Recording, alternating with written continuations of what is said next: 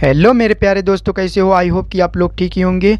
आज की इस वीडियो में क्लास 12 फिजिक्स के फर्स्ट चैप्टर विद्युत आवेश तथा क्षेत्र का यह तीसरा वीडियो है। चूँकि इस चैप्टर का हम 2 वीडियो ऑलरेडी पढ़ा चुके हैं। अगर वो 2 वीडियो आप नहीं देखे हैं तो हमारे चैनल में जाइए, प्ले लिस्ट में पड़ा हुआ है, जाकर वीडियो को देख लीजिए।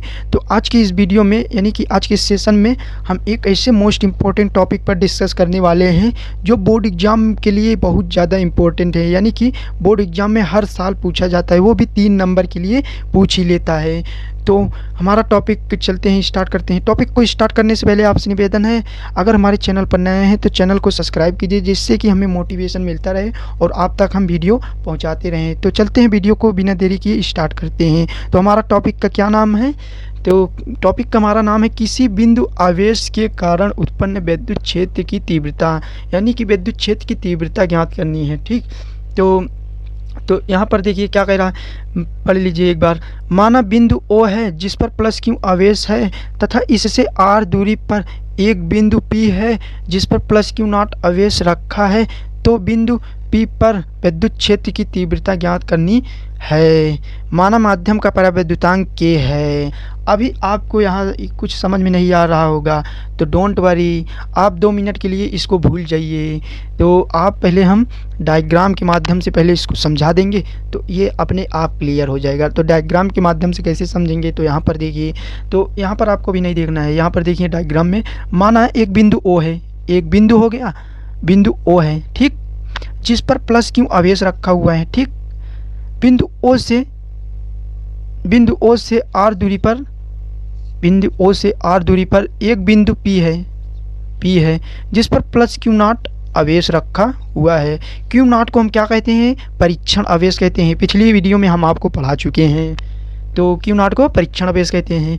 अब देखिए, यही तो हमारा यहाँ पर कह रहा है, ये जो हम यहाँ पर करे हैं वही हम यहाँ पर लिख दिए हैं। ठीक है, डायग्राम को देखकर पढ़ के यहीं पर हम लिख दिए हैं। तो कैसे लिखे हैं देखिए, माना बिंदु O है, ठीक, जिस पर प्लस Q आवेश है, तो प्लस Q आवेश नहीं है, देखिए प्लस Q आवेश रखा हुआ है बिंदु O पर, तथा इससे R दूरी पर एक बिंदु P है।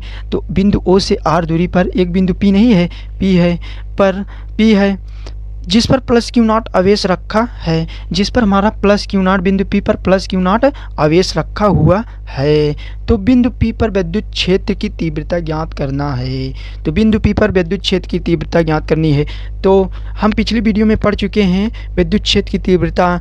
तो परीक्षण आवेश पर लगने वाले बल क्या होता है? परीक्षण आवेश पर लगने वाला बल F होता है। ठीक, यहाँ तक समझ में आ गया। अब देखिए क्या करना है, अब देखिए, अब यहाँ तक समझ में आ गया। अब माना माध्यम का परावैद्युतांक K है, तब कूलाम के नियमानुसार, ठीक, कूलाम के नियमानुसार। तो हमारा कूलाम का नियम क्या था? कूलाम का नियम F बराबर 1/4 पाई एप्सिलॉन नॉट के कहाँ से आया? माध्यम के परावैद्युतांक K है तो K आ गया into Q not upon R square. अब कह दो भैया कि इसमें तो किसी बिंदु आवेश के कारण उत्पन्न विद्युत क्षेत्र की तीव्रता पूछ रहा है, तो ये कूलाम के नियम यहाँ पर कैसे आ गया? तो कूलाम के नियम आया, यहाँ से आया। क्यों आया? देखिए, यह कूलाम के नियम का ही तो डायग्राम है। डायग्राम किसका है? कूलाम के नियम, पिछले वीडियो में हम पढ़ाए थे, तो याद करो, कूलाम के नियम का डायग्राम है। तो कूलाम के नियम हमारा क्या कहता था? किसी 2 स्थिर बिंदु आवेश, मान लो एक स्थिर बिंदु ये है, एक स्थिर ये है, किन्हीं 2 स्थिर बिंदु आवेश हो गया, ठीक, इनके बीच कार्य करने वाला या तो आकर्षण या तो प्रतिकर्षण बल, ठीक, इनके बीच कार्य करने वाला या तो आकर्षण या तो प्रतिकर्षण बल। ठीक, यहाँ तक समझ में आया।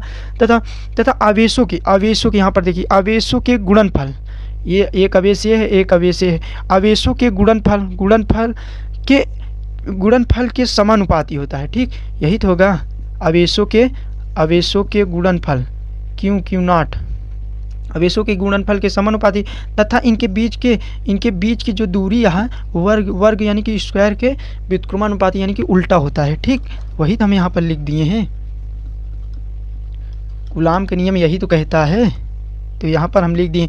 अब इसको हम समीकरण 1 मान लेते हैं, समीकरण 1। अब देखिए समीकरण 1 हो गया।